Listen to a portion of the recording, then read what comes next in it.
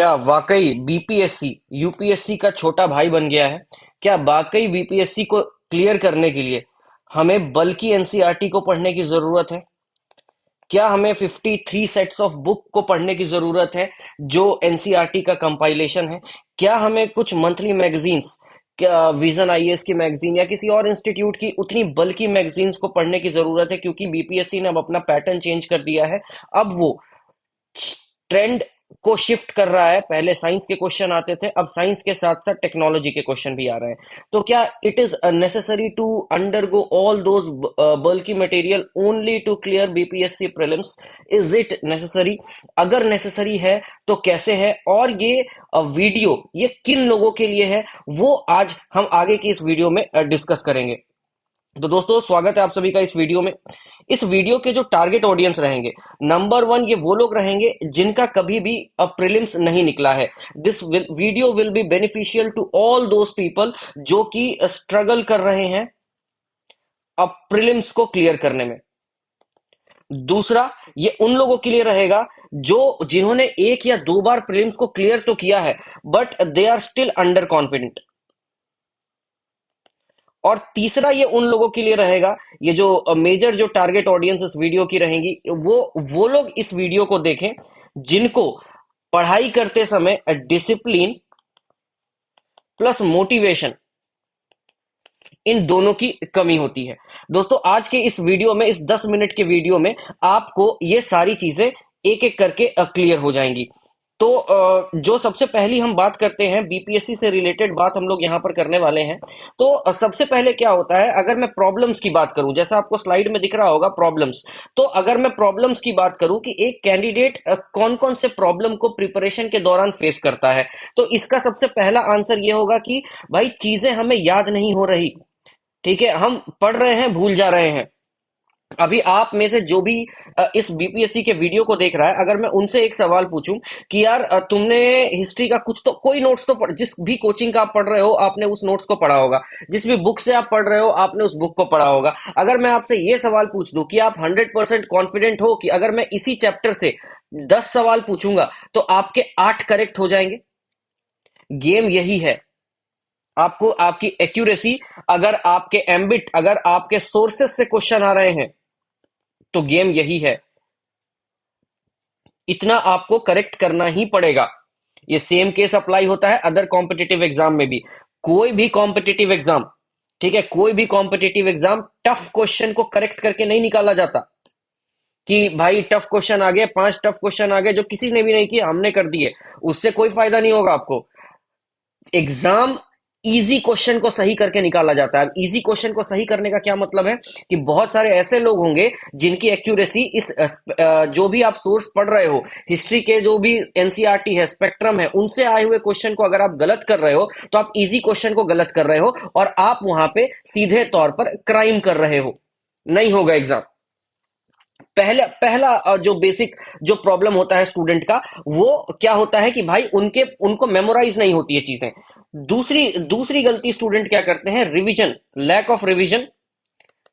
इसी के साथ साथ एक और गलती क्या करते हैं कि कुछ भी पढ़ लेते हैं।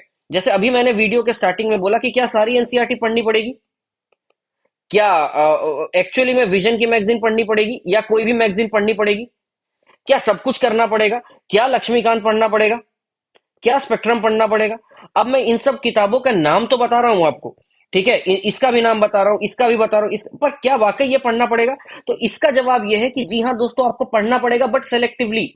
अगर आप लक्ष्मीकांत, स्पेक्ट्रम का, अगर आप पीसीएस की तैयारी कर रहे हो, ठीक है, अगर आप उसका एकदम डेप्थ में जाने लगे, आप एक एक एनसीईआरटी को डेप्थ में पढ़ने लगे, आप करंट अफेयर के लिए विजन को डेप्थ में पढ़ने लगे, तो क्या होगा कि आप ओवरडू कर जाओगे।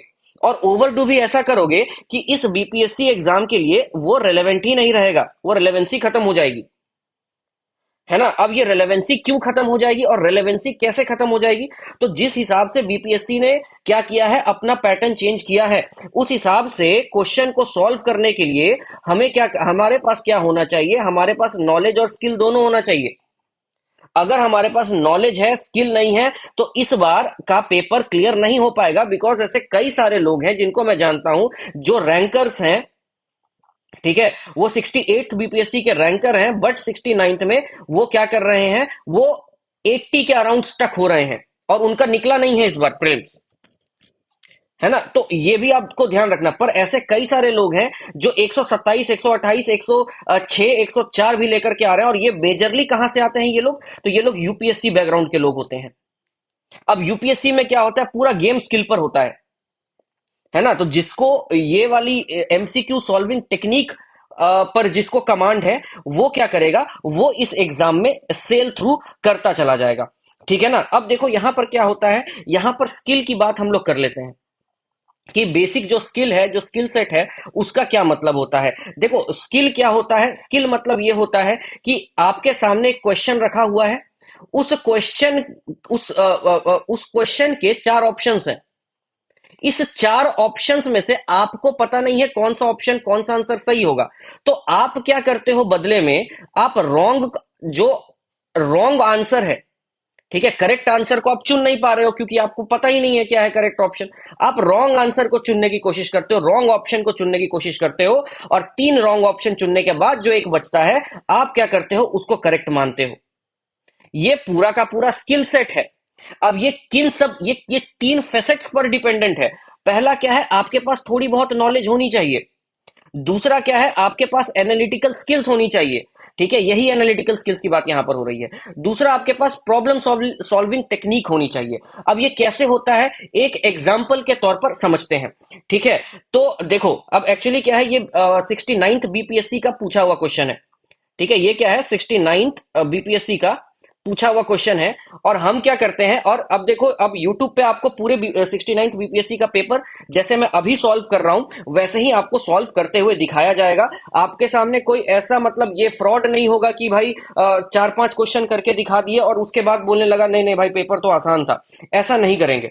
ठीक है, most of the questions could be dealt by the logic और बाय द लॉजिकल एलिमिनेशन, और ये पूरी सीरीज अभी यूट्यूब पे हमारी आने वाली है। तो इस सीरीज से आपको बहुत फायदा होगा, आपको पता चलेगा हाउ टू टैकल क्वेश्चन। तो ज्यादा टाइम नहीं लेते हुए इस एग्जाम्पल पर चलते हैं। तो भाई एग्जाम्पल क्या कह रहा है, एग्जाम्पल यहां पर simply, example is talking about space mission. ये यहां पर आपको स्पेस मिशन दिख रहा है, उसके बाद यहां पर देखो एक्सप्लोरेशन है। अब हमने क्या, हम क्या देख रहे हैं भाई, हमें कैसिनी योजन के बारे में नहीं पता, हमने सुना ही नहीं है, हमें तो प्रोनाउंस करना भी नहीं आ रहा क्या है ये। उसके बाद जूनो, पता नहीं है जूनो है, जूनो है, कुछ नहीं पता हमें। आर्टेमिस, ठीक है, हमें नहीं पता आर्टेमिस क्या होता है। ठीक है, बहुत सारे लोगों को पता होगा, जूनो भी पता होगा, आर्टेमिस भी पता होगा, चंद्रयान से देखा होगा तो आर्टेमिस के बारे में थोड़ी बहुत नॉलेज तो होगी इनको।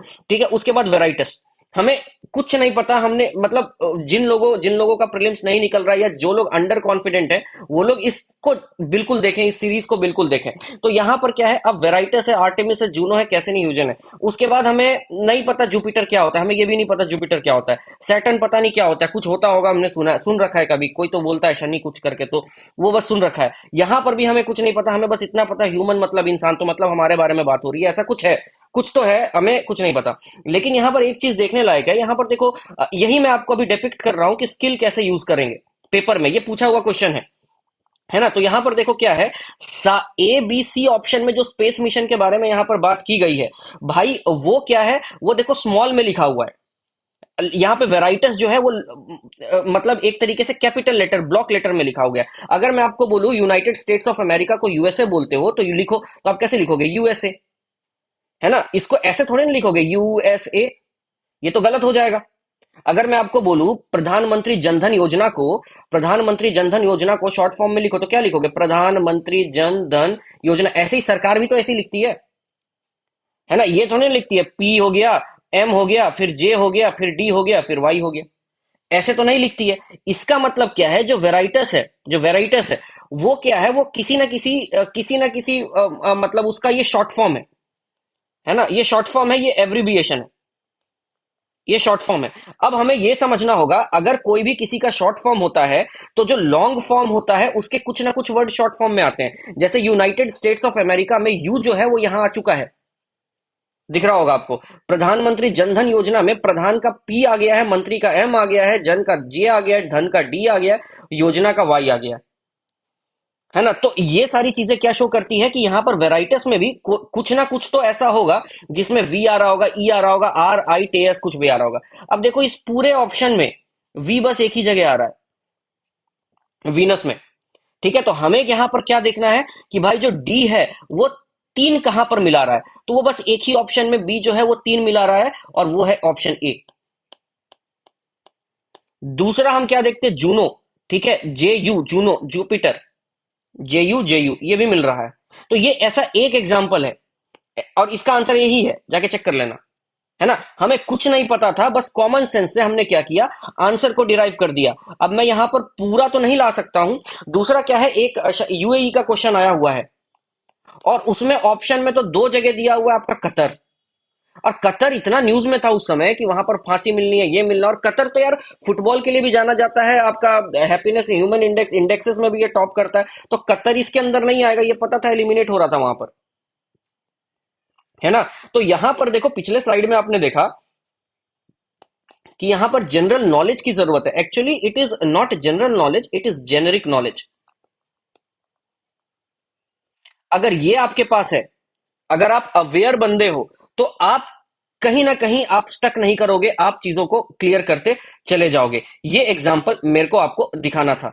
अब यहां पर देखो क्या होता है, अभी एनसीईआरटी की बात हुई, है ना, अभी हमारे सामने बेसिकली क्या हुआ, एनसीईआरटी की बात हुई। बोला गया कि क्या एक्चुअली एनसीईआरटी इंपॉर्टेंट है, तो हाँ भाई एनसीईआरटी इंपॉर्टेंट है। यहां पर मैं सारे स्क्रीनशॉट्स नहीं लगा सकता हूं, पर मैं आपको मतलब अगर आप हमारे सीरीज में आते हो, जुड़ते, और सीरीज कुछ भी नहीं है, एक तरीके की मेंटरशिप सीरीज है, उसके बारे में भी हम लोग बताएंगे। तो वहां पर क्या है कि आपके पास कुछ नहीं, आप कम से कम एटलीस्ट 150 में से 80+ क्वेश्चन, ठीक है, 80 क्वेश्चन तो डायरेक्ट है, 23 के आसपास इनडायरेक्ट क्वेश्चन है जो एनसीईआरटी से आए हुए हैं। 80+ तो ऐसे लाइन उठा करके डाल दिया है। मैंगो शावर का यहां पर आपको एग्जाम्पल देखने को मिलेगा। ठीक है, हॉल्ट मैकेंजी के द्वारा यहां पर जो क्वेश्चन आया हुआ था, ये भी आपको इस वाले स्लाइड में आपको देखने को मिलेगा। अब देखो, क्या अब सब एनसीईआरटी पढ़ना है? नहीं भाई, एनसीईआरटी सब नहीं पढ़ना, सारी एनसीईआरटी को हमें नहीं पढ़ना, हमें सेलेक्टेड चीजों को पढ़ना है। हमें क्या करना है, हमें सेलेक्टेड चीजों को पढ़ना है, और वो सेलेक्टेड चीजें पता होनी चाहिए। जैसे मान के चलो कि साउथ इंडियन हिस्ट्री नहीं पूछता है बीपीएससी में, कल्चर से रिलेट करके पूछेगा तो पूछेगा, एडमिनिस्ट्रेशन और ये सब चीजें जनरली नहीं पूछते हैं वो लोग। है ना, तो ये सारी अब जनरली नहीं पूछते हैं, इसका मतलब ये नहीं कि नहीं पूछेंगे। इस बार यूपीएससी में देख लो, ज्योग्राफी आ गया 22, है ना, नहीं पूछते थे, आ गया 22। तो उसके लिए क्या करना है, हमें सेफ अप्रोच लेकर के चलना है। हमें क्या करना है, सेफ अप्रोच लेकर के चलना होगा। तो ये क्या था, ये how to read NCERT sources, और इसके बारे में आपको यहां पर बताने की कोशिश की गई है। सारे क्वेश्चन को यहां पर डील करना मुश्किल है, लेकिन हाँ, अगर आप हमारे चैनल के साथ जुड़े हो, यूट्यूब में जाना और कुछ नहीं करना, बस यूट्यूब में जाओ, और यूट्यूब में जाकर के आप देखो कि क्या मतलब वहां पर वीडियोस डलेंगे बीपीएससी के, तो आपको देखना होगा कि किस तरीके से चीजें कहां से कितनी ज्यादा रिलेटेबल है। उसके बाद देखो, हमारा जो मेंटरशिप प्रोग्राम है, ये मेंटरशिप प्रोग्राम आपको ऑलमोस्ट फ्री ऑफ कॉस्ट मिलेगा। ऑलमोस्ट क्या, ये फ्री ऑफ कॉस्ट ही होगा। है ना, और यहां पर आपको क्या दिया जाएगा, देखो पिछले स्लाइड में, सबसे पहली स्लाइड में हमने बात करी थी क्या क्या प्रॉब्लम एक स्टूडेंट फेस करता है। तो सबसे पहले तो रेगुलरिटी, कंटिन्यूटी वाली बात, ठीक है, वो नहीं हो पाती है, कंटिन्यूटी से पढ़ाई नहीं हो पाती है। तो हमारे मेंटरशिप प्रोग्राम में क्या होगा कि सिंपल तौर पर आपको डेली टारगेट दिया जाएगा, और ये सब कुछ फ्री होगा। है ना, ये इसके लिए चार्जेस नहीं है। और यहां पर क्या होगा कि डेली टारगेट्स आपको दिया जाएगा। अब ये जो डेली टारगेट्स है, आप हमारे टेलीग्राम ग्रुप में जुड़ करके आप इस चीज से जुड़ सकते हो। वो कैसे होगा, तो वो देखो, आप यहां पर, ये भी टेलीग्राम ग्रुप ही है, ये हमारा टेलीग्राम ग्रुप है ना। अब इस टेलीग्राम ग्रुप में क्या हो रहा है कि यहां पर आपको ये सारे टॉपिक्स, जैसे कि डे 1 का टॉपिक क्या है, करंट अफेयर, ये सब हिंदू है, ये सब स्टैटिक सिलेबस के बारे में यहां पर दिया हुआ है। अब ये जो सोर्सेज हैं, ये जो ग्रुप चलाया जा रहा था, ठीक है, ये क्या है, ये पुराना ग्रुप है। ठीक है, ये पिछले साल का ग्रुप है, यहां से भी लोग यूपीएससी मेंस लिख रहे हैं। है ना, यहां पर से लोग यूपीएससी मेंस लिख रहे हैं। अब हमें क्या करना है, हमें इस साल भी हम क्या करेंगे, इसी तरह का बीपीएससी के लिए भी इसी इसी तरीके से हम लोग डेली टारगेट देंगे। ठीक है, उस टारगेट को आप पढ़ोगे, और यूट्यूब पे उसका एक डिस्कशन वीडियो आ जाएगा। यूट्यूब पे डिस्कशन वीडियो आने का क्या मतलब है, जैसे हमने आपको बोल दिया कि भाई हिस्टोरिकल अंडरपिनिंग एक टॉपिक है, जैसे यहां पर आपको दिख रहा होगा, ये हिस्टोरिकल अंडरपिनिंग एक टॉपिक है। यहां से मतलब हमारा जो आज का जो टारगेट है, आपका डेली टारगेट आपको मिलेगा। उस डेली टारगेट में आपको ये बोला जाएगा, आज का जो टारगेट है वो आपका हिस्टोरिकल अंडरपिनिंग है। तो डिस्कशन क्या होगा, तो क्वेश्चन रिलेटेड टू कि हिस्टोरिकल अंडरपिनिंग से बीपीएससी में कौन से क्वेश्चन आ सकते हैं, वो आपको वहां पर यूट्यूब चैनल पर आपको देखने को मिलेगा। दूसरा रहेगा कि भाई 5 पेज करंट अफेयर का, उस 5 पेज के करंट अफेयर को भी हम लोग डील करेंगे अपने यूट्यूब चैनल पर। आप जाकर के देखो, एमपीपीएससी का करंट अफेयर हमने डील कर रखा है ना, एमपीपीएससी का हमने करंट अफेयर डील कर रखा है, उसी तरीके से हम बीपीएससी का भी सीरीज चलाएंगे। तो ये आपको गाइडेंस एंड सपोर्ट मिलेगा। दूसरा, स्ट्रेटेजिक प्लानिंग मिलेगी आपको। अब जितने दिन बीपीएससी के लिए बचे हुए हैं, है ना, जितने, उसके लिए आपको प्लानिंग मिलेगी, और वो प्लान ऐसा होगा कि आपका बचे हुए दिन में 5 बार रिवीजन हो सके। 5 रिवीजन इटरेशन। अब आप बोलोगे कि भाई जिसने कुछ भी नहीं पढ़ा है, जिसको स्पेक्ट्रम नहीं पढ़ा है, जिसने लक्ष्मीकांत नहीं पढ़ा है, वो कैसे करेगा? तो भाई हम सारी चीजें नहीं पढ़वाएंगे ना, हम वही चीज पढ़ाएंगे जिस जो हाई यील्डिंग टॉपिक है, ये वो चीज हम पढ़ाएंगे। और ऑब्वियसली अगर आपकी कंटिन्यूटी नहीं बनती है, आप हमारे से पर्सनलाइज जुड़ो। We believe in personalise mentorship. आप हमारी फैकल्टी से बात कर सकते हो, आप मेरे से बात कर सकते हो। यहाँ पर काफी रिनॉन्ड फैकल्टी है जो बीपीएससी इंटरव्यू तक गए हैं, यूपीएससी इंटरव्यू तक गए हैं। ठीक है, तो यहाँ पर क्या है कि सारी चीजें ट्रांसपेरेंट है। बीपीएससी में मेरा ही एक बार स्कोर 114 रहा था।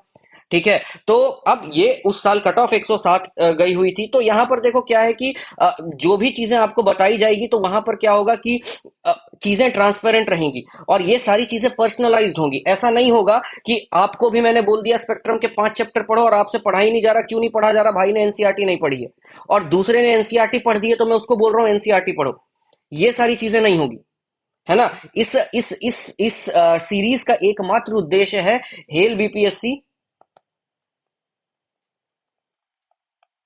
70, हेल 70th बीपीएससी, इस सीरीज का एकमात्र उद्देश्य होगा। उसके बाद हालांकि अभी मेंस का टाइम तो नहीं है, पर फिर भी यहाँ पर मेंस भी, हम मेंस की जो डीलिंग हो रखी थी यूपीएससी की, वो हमने यहाँ पर देख रखा है। यहाँ पर हम लोग ये सारी चीजें हम देख रखे हैं। इस तरीके से हमारा फीडबैक पेज बन करके जाता है। आप पूरे आपके पास जितने भी इंस्टीट्यूट का रेफरेंस है, ठीक है, अगर आप देख लो इस तरीके से, अगर किसी ने आंसर लिखना सिखाया है, तो आप बताओ। इसलिए मैंने बिगिनिंग में बोला था कि ये जो भी सीरीज हम लोग चला रहे हैं, ठीक है, ये जो भी सीरीज चला रहे हैं, वो एक तो बिगिनर के लिए है और दूसरा स्ट्रगलर्स के लिए है। ठीक है, यहां पर हम लोग क्या करते हैं, एक तरीके से स्पून फीड करते हैं, है ना, स्पून फीड करते हैं, ताकि लोग क्या हो सके, उस बेसिक चीज पर स्टैंड अलोन कर सके, वो अकेले खड़े होकर के चीजों को देख सके। अब ये जो है, इनको क्या होता है कि यहां पर आपको देखिए स्टेप बाय स्टेप, स्टेप 1 में आपको इंट्रोडक्शन कैसे लिखना है, किस तरीके से डिमांड, वो सारी चीजें आपको यहां लिखी हुई है। ठीक है, स्टेप 2 में कैसे लिखना है, स्टेप 3 में कैसे लिखना है, आपने सुना होगा डिस्कस, क्रिटिकली एनालाइज, ये सारी चीजें आपको यहां पर डील की जाती है, और इसी तरीके से डील मतलब इसी तरीके से इसकी डीलिंग होती है।